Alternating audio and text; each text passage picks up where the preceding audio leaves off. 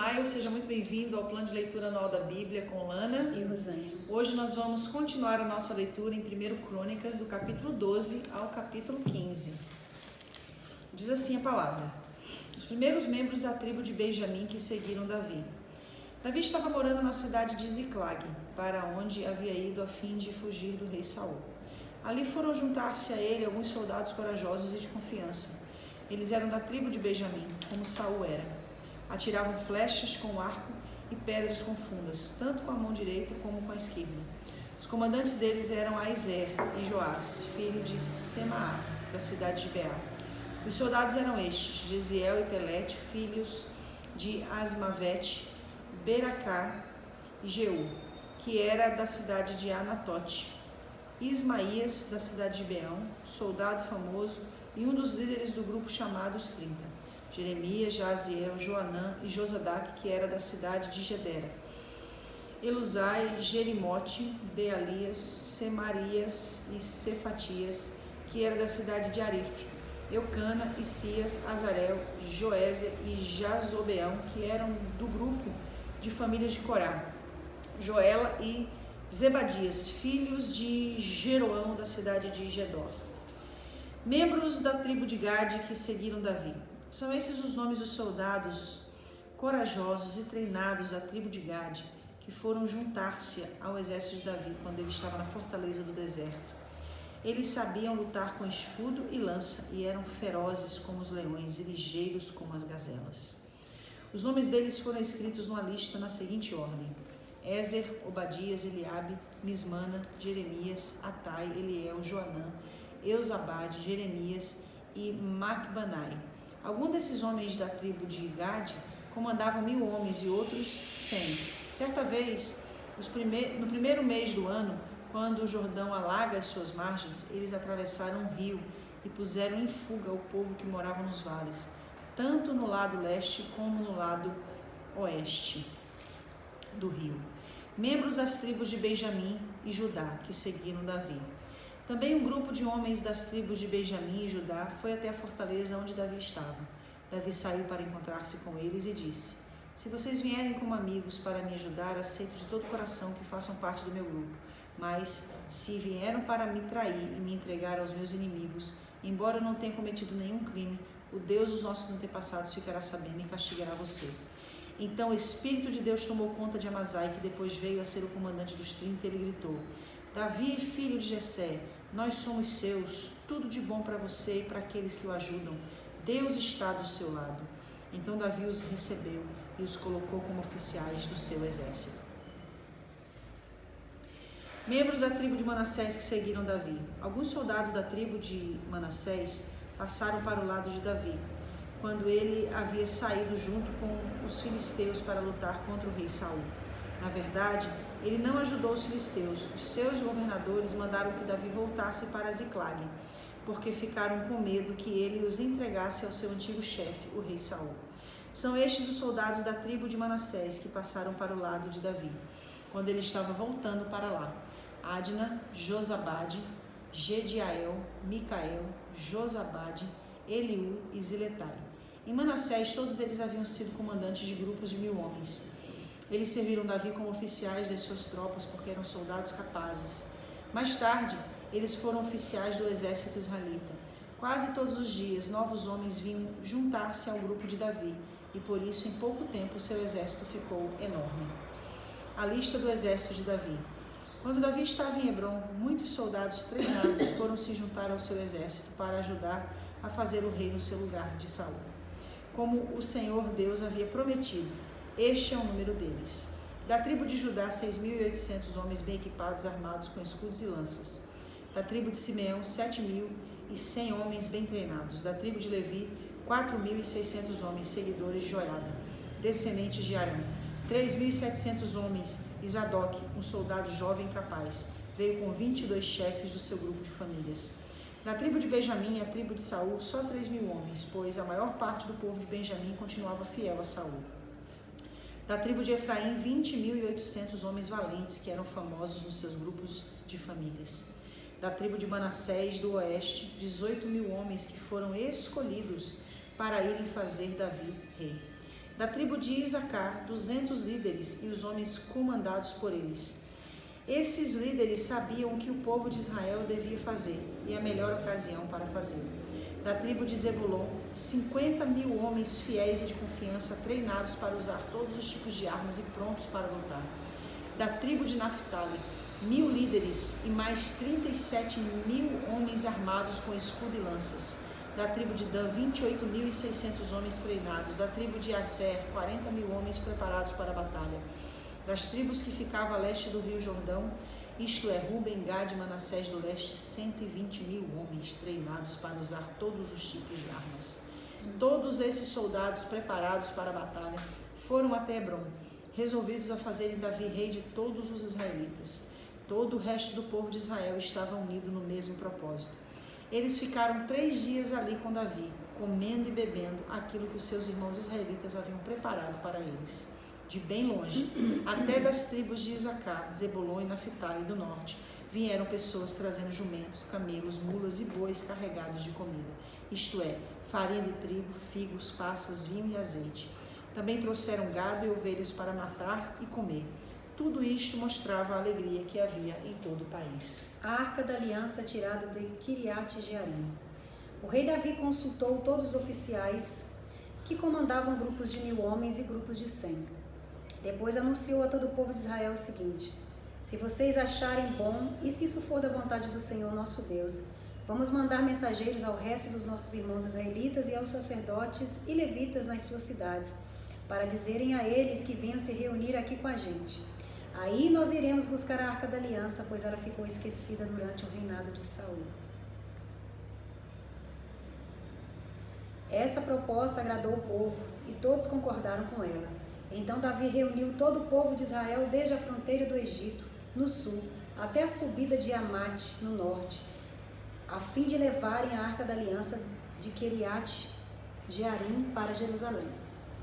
Davi e o povo foram até a cidade de Baalá, isto é, Kiriat Jearim, no território da tribo de Judá, para tirar dali a Arca da Aliança de Deus, a qual tem o nome do Senhor que se assenta no seu trono acima dos querubins.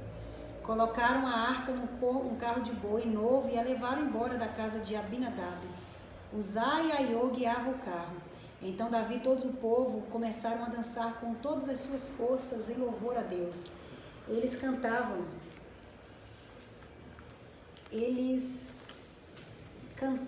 e tocavam instrumentos musicais, isto é, harpas, liras, tambores, pratos e trombetas. Quando chegaram ao campo de debulhar cereais, que pertencia a Quidom, os bois tropeçaram. Então Uzá estendeu a mão e segurou a Arca da Aliança. Na mesma hora o Senhor ficou irado por Uzá ter tocado na arca e o matou. Ele morreu ali na presença de Deus. Davi ficou furioso porque Deus, na sua ira, havia castigado Uzá. Assim, até hoje, aquele lugar é chamado de Pérez Uzá. Então Davi ficou com medo de Deus e disse: e agora, como poderei levar comigo a Arca da Aliança? Assim Davi não levou a arca consigo para a cidade de Davi. Em vez disso, ele a deixou na casa de um homem chamado Obed-edom, que era da cidade de Gate. A arca ficou ali 3 meses e Deus abençoou a família de Obed-edom e tudo que era dele.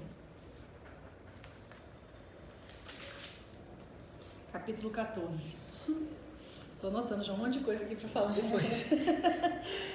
O reinado de Davi é reconhecido por Hirão. O rei Hirão da cidade de Tiro enviou embaixadores a Davi. Ele mandou toras de cedro e também carpinteiros e pedreiros para construir um palácio para Davi. E assim Davi entendeu que o Senhor Deus o havia confirmado como rei de Israel e que por amor ao seu povo estava fazendo o seu reino progredir. Os filhos de Davi nascidos em Jerusalém. Em Jerusalém, Davi casou com outras mulheres e foi pai de mais filhos e filhas. São estes os nomes dos seus filhos que nasceram em Jerusalém: Samua, Sobabe, Natã, Salomão, Ibá, Elisua, Eupelete, Noga, Nefeg, Jafia, Elisama, Beliada e Elifelete. Davi derrota os filisteus. Quando os filisteus souberam que Davi tinha se tornado rei de Israel, o exército deles saiu para prendê-lo. Davi soube disso e saiu para encontrar-se com eles. Os filisteus chegaram ao Vale dos Gigantes e começaram a atacar e a roubar. Então Davi perguntou a Deus: devo lutar contra os filisteus? Tu me darás vitória? Vá, disse o Senhor, eu lhe darei vitória. Davi os atacou em Baal-Perazim e os derrotou. Ele disse: como se eu fosse um enchente que derruba tudo, Deus me usou para abrir uma brecha no meio do exército inimigo. Por isso aquele lugar é chamado de Baal-Perazim. Quando os filisteus fugiram, deixaram seus ídolos para trás, e Davi ordenou que fossem queimados. Mas logo os filisteus voltaram ao vale e começaram a atacar. Mais uma vez, Davi consultou a Deus e ele respondeu: não os ataque daqui, dê a volta e ataque pelo outro lado, perto das amoreiras. Quando você ouvir o barulho de marcha por cima das amoreiras, ataque-os, porque isso quer dizer que eu estou indo na sua frente para derrotar o exército dos filisteus. Davi fez o que Deus havia mandado e obrigou os inimigos a recuar desde Gibeão até Gézer. A fama de Davi se espalhou por toda parte e o Senhor fez com que todas as nações ficassem com medo dele. O 15 também hoje? Não, só até... Acabou? Nós estamos o 15 também. Acho que sim, O 15 também, vai lá. Para o seu próprio uso, Davi construiu casa na cidade de Davi. Também preparou um lugar para a arca da aliança de Deus e armou uma barraca para ela. Então disse: somente levitas podem carregar a arca da aliança, porque foram eles que o Senhor Deus escolheu, a fim de carregá-las e para servi-lo para sempre. Então Davi chamou todo o povo de Israel a Jerusalém, a fim de trazer a arca da aliança para o lugar que ele havia preparado para ela. Em seguida mandou buscar os descendentes de Arão e os levitas. Do grupo de família de levitas de Coate veio Uriel, chefiando 120 homens do seu grupo de famílias. Do grupo de famílias de Merari veio Asaías, chefiando 220 homens. Do grupo de família de Gerson veio Joel, chefiando 130. Do grupo de família de Elisafã veio Semaias, chefiando 200. Do grupo de família de Hebron veio Eliel, chefiando 80. E do grupo de família de Uziel veio Aminadab, chefiando 112.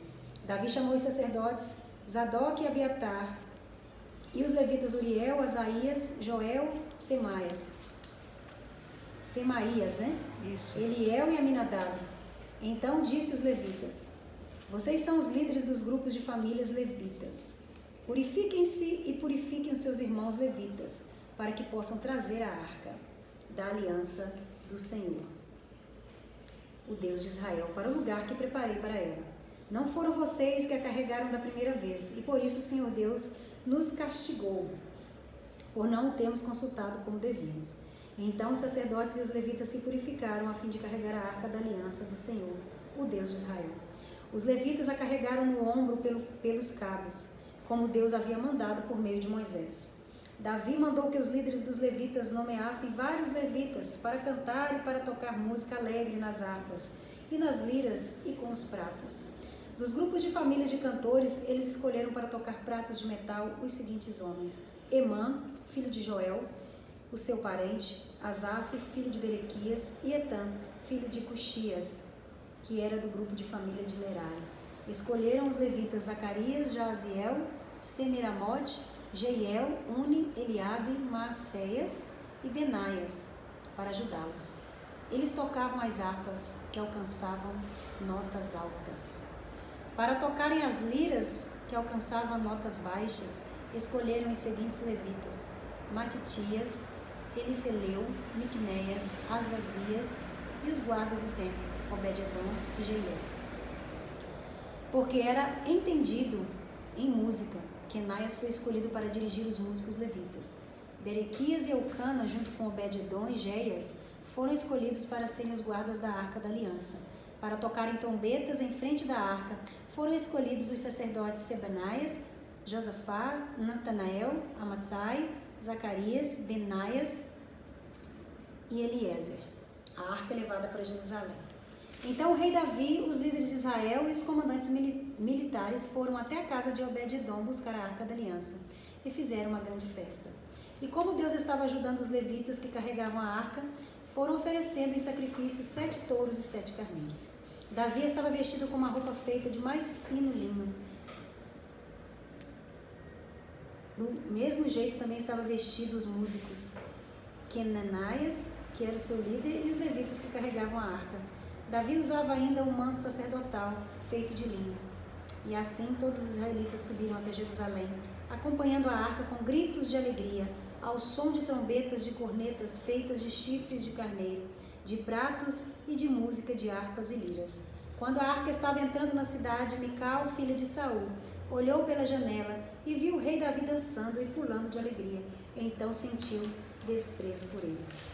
Eu descobri porque às vezes você lê os nomes diferentes por causa do inglês. Eu misturo um pouco na hora de pôr o acento, mas é isso aí. Eu tento. Vamos lá. Quer falar alguma coisa em específico? Não, pode começar, eu tenho algumas anotações, mas sempre vai voltar para o lado dos levitas, da adoração. Ok, eu me lembrei de uma coisa aqui, que foi o Espírito de Deus que trouxe ao meu coração, que é muito gritante, muito gritante. O capítulo 12 de 1 Crônicas nos fala da lista do exército de Davi, a partir do versículo 23 Sim. até basicamente o versículo 37. Né? E aí começa a falar que, por exemplo, a gente começa com a tribo de Judá, 6.800 homens bem equipados, armados com escudos e lanças. Aí da tribo de Simeão, 7.100 homens bem treinados. Da tribo de Levi, 4.600 homens. Aí continua, né, falando que eram homens que eram treinados, homens de guerra, homens que manuseavam o arco, a flecha, a espada, a lança. Ou seja, um reinado não é estabelecido somente pelo rei, mas pelo exército que o rei separa, que o rei prepara. Vou mostrar isso em contrapartida com 1 Samuel, capítulo 13, versículo 22, que foi exatamente o que eu me lembrei na hora que eu li essa passagem. Olha o que a palavra fala no reinado de Saul, quando ele estava lutando contra os filisteus. 1 Samuel 13, versículo 22. Por isso, no dia da batalha, nenhum soldado israelita tinha nem espada, nem lança. Só Saul e o seu filho Jonatas é que tinham. Olha a diferença. Ou seja, era uma coisa meio unfair, né? Injusta. Na realidade, Saul... Não, no sentido de que parece que não participava o outro, né? Aquilo que estava sendo feito. É isso que você quer chegar? Eu quero chegar no sentido de que não adianta você ter um exército se você não tiver pessoas preparadas para guerrear. E você também não dá para ele a arma certa. Isso, de pessoas que não estão preparadas para guerrear. E quem faz isso realmente é o rei, né? Não tem jeito. No caso ali foi Saul, poderia ter preparado melhor o seu exército. Exatamente. Então, assim, isso é muito relevante. Salta aqui, né? Diante da situação. Ou seja, quantas batalhas Davi perdeu? Nenhuma.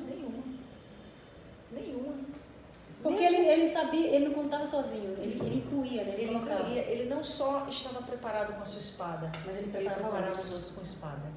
Entendeu? Ele capacitava também o seu exército. Ele dava a eles condições de batalha. Então isso é muito importante para a gente entender. O líder bom é o líder que participa o outro, né? Que prepara o seu liderado e oferece a ele ferramentas para que ele possa ser vitorioso, né? Na batalha, lutar essa batalha. É verdade. Então, o meu ponto nessa passagem de hoje foi esse, que me chamou muito a atenção. O que me chamou, assim, tudo, né? Que tudo a respeito de Davi tem me trago um encanto, né? Uma vontade de saber mais realmente. Davi realmente não é à toa, né? Que Davi era Davi, né? Realmente ele era Davi.